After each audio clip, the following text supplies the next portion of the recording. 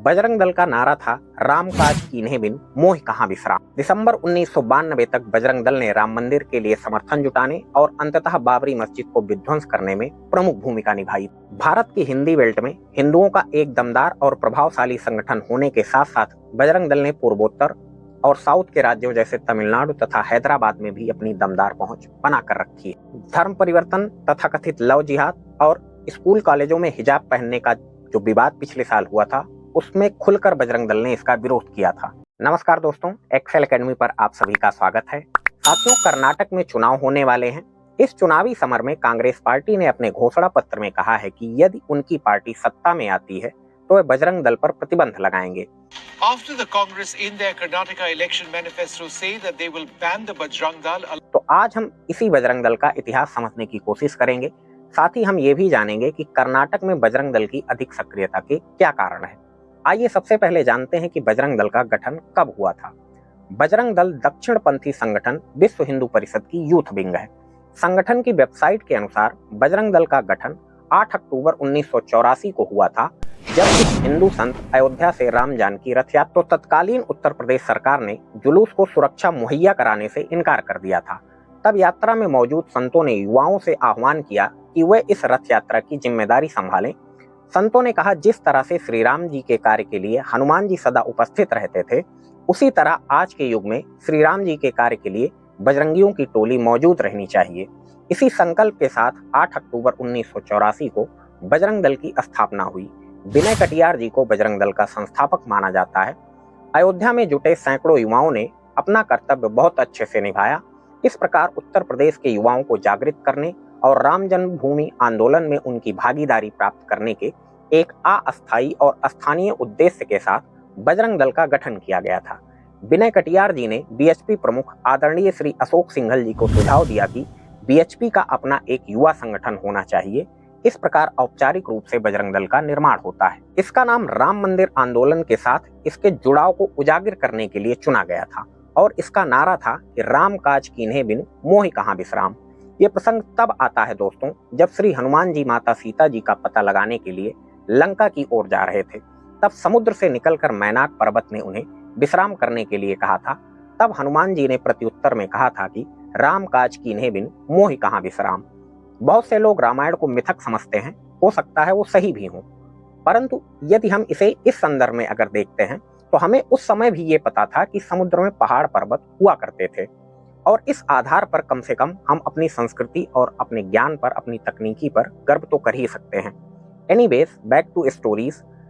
दिसंबर 1992 तक बजरंग दल ने राम मंदिर के लिए समर्थन जुटाने और अंततः बाबरी मस्जिद के विध्वंस में प्रमुख भूमिका निभाई थी। आइए जानते हैं कि बजरंग दल के कार्य क्या हैं।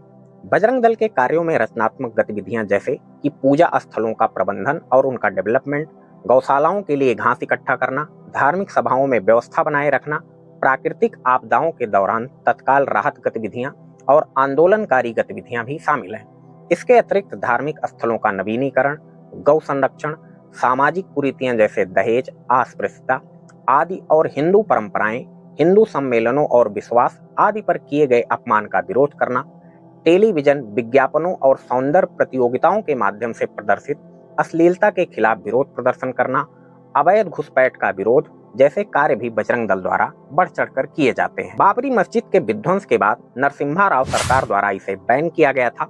हालांकि एक साल बाद जब कोई भी आरोप बजरंग दल पर साबित नहीं हुए तो प्रतिबंध हटा लिया गया। बजरंग दल प्रखर हिंदूवादी संगठन है। इसका उद्देश्य हिंदुत्व को घर घर पहुंचाना है। मुख्य रूप से कहें तो बजरंग दल गौ, गीता, गंगा और गायत्री की रक्षा के लिए काम करता है। इस संगठन का सूत्रवाक्य सेवा, संस्कृति और सुरक्षा है। बजरंग दल कई बार वैलेंटाइन डे के दौरान लड़के लड़कियों की दोस्ती का विरोध करके चर्चा में बना रहता है। बजरंग दल पिछले कुछ वर्षों में युवाओं के बीच काफी तेजी से लोकप्रिय हुआ है। बजरंग दल का दावा है कि इस दल के वर्तमान में लगभग 27 लाख सदस्य हैं और बजरंग दल अपने अखाड़े भी चलाता है। बजरंग दल की माने तो देश भर में इसके लगभग 2500 से ज्यादा अखाड़े चल रहे हैं। बजरंग दल भारत की हिंदी बेल्ट में हिंदुओं का एक दमदार और प्रभावशाली संगठन तो है ही, इसके अलावा बजरंग दल ने पूर्वोत्तर और दक्षिण के राज्यों जैसे तमिलनाडु और हैदराबाद में भी अपनी दमदार पहुंच बनाई हुई है। अब आइए जानते हैं कि कर्नाटक में बजरंग दल की इतनी अधिक सक्रियता के क्या कारण है। तो इसके दो कारण हैं दोस्तों। पहला कारण है कि कर्नाटक में ईसाई मिशनरियों का बढ़ता हुआ प्रभाव। राज्य में ईसाई मिशनरियों के बढ़ते प्रभाव की वजह से राज्य में बजरंग दल भी काफी अधिक सक्रिय हो चुका है। यहाँ 38,000 से ज्यादा सक्रिय सदस्य हैं। बजरंग दल का कहना है कि वो इस धर्म परिवर्तन के षड्यंत्र के खिलाफ है। इस वजह से ईसाई मिशनरियों और बजरंग दल के बीच टकराव भी देखने को मिलता है। कई बार हिंसाएं भी होती हैं। कर्नाटक की कुल आबादी में लगभग 2% लोग ईसाई धर्म को मानते हैं और ये वोट बैंक लगभग 12 लाख लोगों का है। इसलिए ये आंकड़ा काफी बार अहम भी हो जाता है। कर्नाटक में बजरंग दल की सक्रियता का दूसरा जो सबसे बड़ा कारण है वो है धर्म परिवर्तन तथा कथित लव जिहाद और स्कूल तथा कॉलेजों में हिजाब का जो रिसेंटली विवाद हुआ था। बजरंग दल इन तीनों के ही खिलाफ है। पिछले साल जब कर्नाटक में स्कूल कॉलेज में हिजाब पहनने की मांग को लेकर आंदोलन हुआ था तो इस दौरान बजरंग दल ने इसका खुलकर विरोध किया था। तो आज के सेशन में इतना ही दोस्तों। उम्मीद करता हूँ आपको काफी कुछ जानने और सीखने को मिला होगा। हम मिलते हैं किसी नेक्स्ट और इंटरेस्टिंग टॉपिक के साथ।